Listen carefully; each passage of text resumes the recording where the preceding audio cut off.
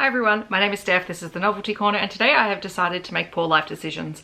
I have so much to do, and yet I'm doing another try a chapter video, go figure. So today we are going to be trying a chapter on the Amazon first stories that I download at the start of every month. And I figure it's actually the end of July when I'm filming this, it's going up later in August, but I will obviously have another book in August, and maybe it might be time to start clearing some of these off the list before that happens. So I'm going to put a little clip on the screen, just scrolling. I have, well, there's 16 books in the folder. At least 3 of these, maybe 4, no, I think just 3, are short stories, which I might read for this vlog. I'm not going to include them in the try chapter because usually they don't have chapters at all. They're just like somewhere between 30 and 50 pages long. What I am thinking is that I will try a chapter of all of the other titles, so it's about 13 books, and then choose one.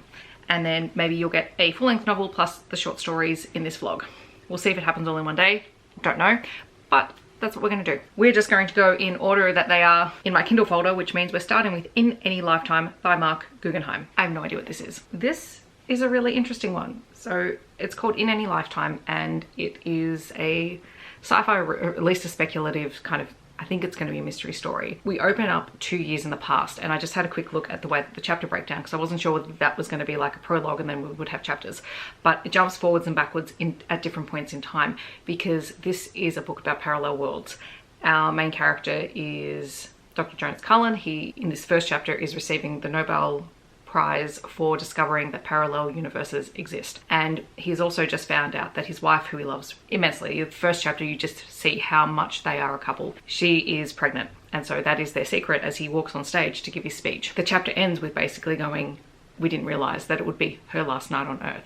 And I think the premise, and I think this is why I downloaded it from memory, is that she goes missing, and she might be missing in a parallel world, which is what all his research is based on, and he's trying to get her back, which is a really cool concept. Like it's really cool. Okay, so book 2 is Summer Ever After by Jane Crittenden, and the first chapter is about Alice, who is the caretaker for her mother, who struggles with mobility due to weight, and she also is an English language teacher at a language school. And at the very start of the book, she is looking through at a website of a company that is planning on buying the school that she works for. And the company is based in Barcelona, and it's run by someone I'm assuming she has had a relationship with in the past, who is now married. And so the whole thing is kind of confronting for her. And then her boss turns up and basically says, hey, they want you to go down to Barcelona and they want you there for a couple of months to implement some of the ideas at the school down there before you come back. Alice feels the pressure of no, she can't go because she's her mother's primary caregiver, and her mother is also like, absolutely not, she can't go, I need her here. While the story itself is quite well written, I don't think I'm going to continue reading it. I assume that there's probably going to be a romance in here, but yeah, it doesn't sound like my kind of romance. So this one, I'm definitely not going to be reading, may potentially DNF. The third book is The Second Time We Met. This one is by Frances Mensah Williams. All right, so The Second Time We Met is well, I read the prologue, which is basically the length of a chapter, so I'm counting it as the first chapter of the book because that's what it is. I know I haven't done that in the past, but we've got a lot of books to get through today. So this one is about Cara, who I'm assuming this is set in England, London, somewhere around there. Anyway, she has been moping for a while, and one of her friends sets her up to basically volunteer, I think must be during Christmas time or a holiday, because the volunteer gig is giving out gifts to people. And so she is on the bus with all the volunteers. She ends up sitting next to a guy called Henry, who is very charming, really lovely to her, and they have this instant spark, and they agree to sit together on the way back and get to know each other a little bit more after they've delivered their gifts. Unfortunately, Cara is back late, and so she misses the bus back, and so it's kind of that missed opportunity. So I'm assuming it's going to be a second chance romance. I'm a bit on the fence about this one, to be honest. The writing is fine. I just don't know how much I'm in the mood for this kind of story, but we'll see. We'll keep it on the list for now and see how I go with the rest of the books. The next book is What is Love by Jen Comfort. What is Love by Jen Comfort starts off from the perspective of the MMC Teddy. He's a professor, he went to Oxford, he's very, very smart. He's currently playing on a game show that is like Jeopardy, but not because the author doesn't want to be, get into trouble with the legal department. And basically the first chapter is him, on a winning streak and believing that he is absolutely better than anyone else. And then he meets Maxine, who is going to be one of the contestants he plays against. He is convinced he's going to beat her. And why is he convinced he's going to beat her? Because he figures out that she's never been to university. And I don't like that for a premise, because automatically it sets up a dynamic that I don't like. And also, by the end of the chapter, they've competed and she has completely beaten him. And when everything airs later on, you know, they talk about how, you know, she completely annihilated him in the game, which great for her, like thoroughly happy for her. But you know, this whole thing is going to be them trying to one-up one another, and I do not like that as a relationship dynamic in a romance book. I don't know if this is, I'm assuming this is a romance. So unfortunately, this is going to be a full DNF, because I don't like the feelings I get from chapter 1. That's just me. So the next book is Scorpio. I think this is a full-length novel, so that will be the next one that I try. Okay, so the book is called Scorpio. I think Frontline's Evolution might be the series or something like that. And this one, like, I'm intrigued, but I don't really have all that much information. So we're in the perspective of Alex, who is the main character at the moment, and she has just turned 21. She is on a large cargo transport vehicle called a mule. They're on another planet. And the colony seems to be, there's something wrong with the colony. There have been attacks by a group called the Lankies. Yeah, everything is kind of scarce. Resources are scarce. They're traveling across the planet trying to find resources for their colony group.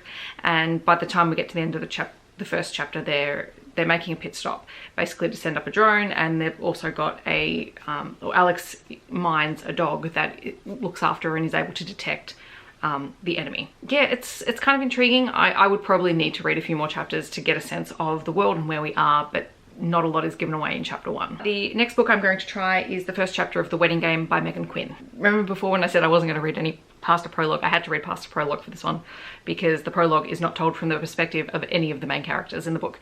So The Wedding Game is about a reality TV show. It's a crafting DIY wedding show where you have to plan a wedding under $10,000 and you DIY the majority of it. And so the prologue is from the perspective of the MMC's brother, who is getting married, and he wants the full wedding deal. And so he has plans to rope his brother into helping him win the competition. And then the first chapter is from the female main character's perspective. Her name is Luna, and she is trying to convince her brother and her brother's partner Declan to go on the show. And the prize at the end of it is a penthouse apartment in New York. So it's a reality TV show situation where obviously the MMC is going to be the brother of the prologue character and the female character is going to be Luna. So yeah, this one's intriguing. I'm keeping it. Not sure if I'm in the mood for a reality TV show romance today, but no, never say never. The next one on my list is a book called Meru, which is by S.B. Divya. I think it's sci-fi, so we'll see what that chapter's like. I'm so confused. I don't actually know what I just read. And not that it's bad, but it's the kind of sci-fi that is just a little bit above me. So the main character is Jaya, and I can't quite figure out where they might be on Earth. Anyway, the whole concept is she's human, but her parents are not quite human, and her brother is definitely not human.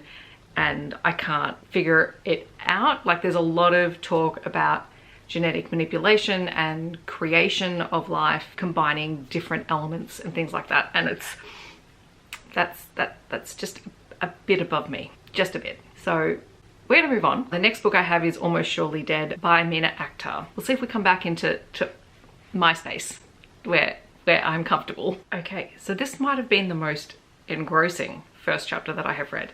So Almost Surely Dead is about a young woman who catches the subway every day, and she's musing on the fact that every day on the train there's a guy that she calls her train boyfriend, just the guy that's always on the train at the same time as her, drawing in a sketchbook while she pretends to read. You know, she's fantasized that maybe one day he might ask her out or whatever. But then it turns out that he tries to kill her, like he tries to push her onto the subway tracks. And the first chapter is kind of this cross between the contrast of her thoughts about him before this incident, the incident while it's happening, and then what happens afterwards, because other people jump in to help, they restrain him, his entire demeanor changes, and he jumps on the tracks in front of a train. I've just double checked, it's a psychological thriller, so that's the kind of story that we're going into, but it says it's part psychological thriller, part ghost story, which I'm very, very intrigued by. Very intrigued by. Like, it was just a very gripping start. So that's interesting. The next first chapter I'm going to try is The Karma Map by Nisha Sharma, which I've been meaning to read for ages. So we'll see how we go. So the first chapter of the book is a prologue. It is about Tara, who was part of a Bollywood dance group, and she has been kicked out of the group because some of her friends were spreading rumors about her ex-boyfriend's, the rival dance team, for theirs, and she basically blew the whistle. So she told her ex-boyfriend that her team was going to start rumors. She got kicked out of her team, and she's now also just gone to the director and let them know that this is what was happening, that one of her now former friends was engaging in bullying behavior. And so this entire scene is a confrontation. I don't know how I feel about it. I don't know if there's going to be more bullying in the book. That's not something that I personally like to read about. But I also like Nisha Sharma, so I think I'll keep this one for now, but I'm probably not going to read it now, just because it's not the kind of story that I'm feeling like. Next on the list is a book called Hurt For Me by Heather Levy. Alright, so Hurt For Me is supposed to be a dark romance, I think, or what did they say? Suspenseful dark romance. So the first chapter, we don't get a huge amount. The main character is Echo, although I know her name is different in the next chapter. She's in a supermarket, she's buying things, she's pregnant, she's buying prenatal vitamins and other supplies. And as she's checking out, the cashier mentions she's got something on her cheek. And so when she goes to check, she sees that it's dried blood. The whole sense is we get the feeling that Echo is running away from something. We don't know quite what. I know from reading the synopsis of the book that she has survived being trafficked and abused, and this story is then set later when she is raising her daughter on her own. She's a single mum, and that I think the main story takes place when her daughter, the one that isn't born yet, is 15 years old. I'm intrigued, even though it's a dark romance. I'm intrigued. This one I would probably need to give it a few more chapters to see if it's the kind of dark romance that I can read. But yeah, interesting. The last full-length novel I have is The Letters We Keep, also by Nisha Sharma. So I'm going to try that one. Then I might read some of the short stories and then decide if I'm going to read one of the full-length novels. So the first chapter of this book is set at a college party. So our main character is Jessie. She is in her first year of college, and she is attending a Southeast Asian, community party event with her roommate. And it's the day before, she's supposed to start studying and classes and work, and she doesn't really want to be there. She's not a social person. She just wants to go and learn and follow her life plan, right? So she goes to the party, and then she decides she's had enough, and so she's leaving. And on the way out, she ends up meeting this guy in the laneway beside the house, and it turns out that his name is Ravi, and he is one of the most popular guys on campus, known for being a really good guy, coming from money, coming from, a line of tech geniuses essentially. But her conversation with him leaves her a little bit unnerved. And that's basically where the chapter leaves off. So I'm assuming it's going to be their story at some point. And I enjoyed the start of this one far more than I enjoyed the start of the Karma Map. So that's something. Now I'm going to start in on the short stories. So I have 1, 2, 3, 4, 5 short stories. We might start with Alice Hoffman's one, The Bookstore Wedding. So I read The Bookstore Wedding. It was fine. So this is by Alice Hoffman, and it is the story of Isabel and Johnny, who have known each other since they were children. And at the start of the book, they've been engaged to be married for a long time, and they've had 3 attempts at getting married every time something happens to put off the wedding, like a hurricane or a parent having a heart attack or whatever. We find out that, Isabel lives with her sister and her sister's daughter, and she doesn't live with Johnny, and that every time they set a new date, something happens. So we get up to 5 or 6 more wedding dates in this 30-page novella. Anyway, throughout the course of the story, Isabel's sister is diagnosed with breast cancer, and so she goes through treatment, and then she falls in love, and one of the weddings is gifted to her sister. And then the ending was lovely, but it just kind of felt like, okay, whatever. So that's where I am with that one. The next one I'm going to try is Falling Down, The Boy in the Iron Box. Let's see how this one goes. Falling Down is about a group of, I think, Spetsnaz soldiers who are flying in a plane between locations, and their plane comes down in the middle of nowhere. As that happens, quite a few of their number are killed as the plane decompresses, and also one of the team needs an arm or a leg amputated, but they're in the middle of nowhere.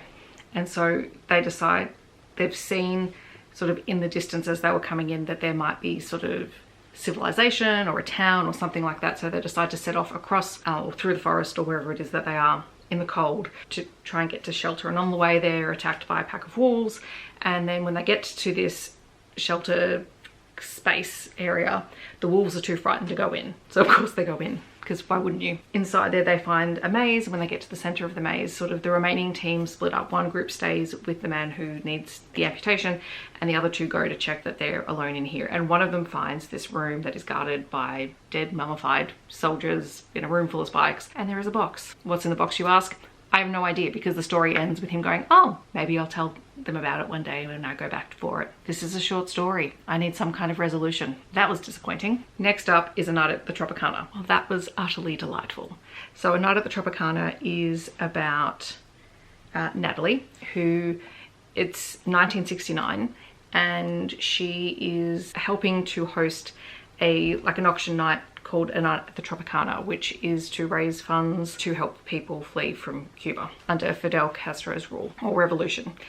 And she is reminiscing with one of her friends about the time when she was in Cuba with her family in the 1930s, and she went to the opening night of the Tropicana. While she was there, she was just about to start college. She was going to study to be a doctor, which she has done, and she meets Antonio, and they have this amazing night together. It's really lovely. It's very sweet. Just before they part, because it's the last night that her family are staying in Cuba, he asks her to write to him, gives her his address, and then the next morning when she wakes up, she finds that her mother has thrown out the address. And now 30 years later, her friend Louisa wants to introduce her to her cousin who has finally been able to leave Cuba, and it's Antonio.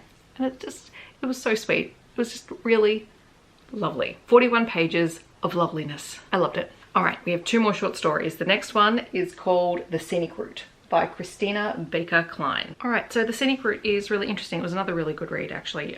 It's about Jess, who is, at the start of the book, we find out she is basically living van life. So she has stolen the van that she and her ex-husband bought and has essentially run away for life on the road. And there's a lot of discussion in here around why people choose to live in a van and just spend their time traveling, and there's a lot about the community that builds around that, which was really interesting to read. But the lead up to all of that is that she and her husband were happy.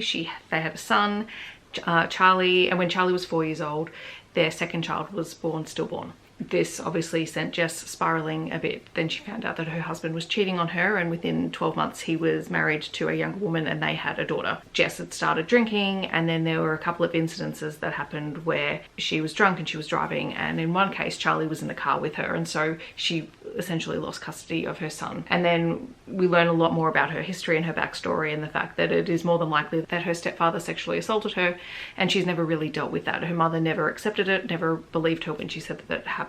And so she spends time on the road traveling, and she works as a content brand manager, and she talks about, she has this life that she puts out on social media that is kind of a character of herself, which is really interesting because, I mean, we know a lot of influencers and a lot of people, you create a character and that's what you're selling through your content. But for her, it's more about the life that she wishes that she had, where she's more in control of everything. And then one day Charlie, her son, turns up. He's 16 now, and he turns up at a campsite where she is, and it's them reconnecting and reconciling what happened and being able to move forward. And it's a case of, nobody's perfect. This is humanity, and this is humans being humans, and people having to, talk about what has happened to them and why they've made decisions that they've made for good or for bad or for better or for worse. So that was a really interesting read. And so the last short story that I have is Cut and Thirst by Margaret Atwood. So it's been a while since I read Margaret Atwood. Let's see how this goes. Okay, so Cut and Thirst is kind of fun in a moderately disturbing way. So you have a group of 3 women who are all older, as they say. They're all women who have PhDs and have been involved in the literary world of some kind. And their 4th friend, Fern, was also involved in the literary world. And then due to not selecting an author for an anthology many years ago, that author and his friends went on a campaign of slandering her. And so the 3 friends are now planning a vendetta against all of these men. And so they have regular meetings where they try and plot, a Shakespearean kind of downfall for all of them, even though it's years since this incident has happened. And then the one time they try and take revenge on someone, they actually get the wrong person. Then they find out a few things about the rest of the group of men as well. But it's just them trying to rally to the defense of their friend, even though they go, but we should have done it at the time, but now we're going to do it because now we don't care. And no one is going to assume that 3 elderly ladies with PhDs are going to be responsible for any kind of mayhem. It was just a fun little story. And on that note, I am not going to go back to one of the novels because I have read 2 excellent short stories, a third one that I really liked, and I really don't feel like going back to any of the novels. So that was my Try Chapter Plus short story edition of Amazon First Read books. And I'll leave a picture now of what is left in my Amazon First Reads folder unread. I think this is a pretty good start. So thanks for joining me. In the comments, let me know if you have read any of these books. Is there anything that you think I should definitely try? I will make some decisions about a couple of the books about whether or not I keep them moving forward. But for now, I am pretty happy with the success of this. So yay. And now I better get on with, you know, the actual things that I should have been doing today. That's okay. This is 2 hours that I could have been doing other things, but I clearly decided I wanted to read. That's never a bad thing. I hope that wherever you're in the world, you are staying safe and well, and I will see you in my next video. Bye everyone.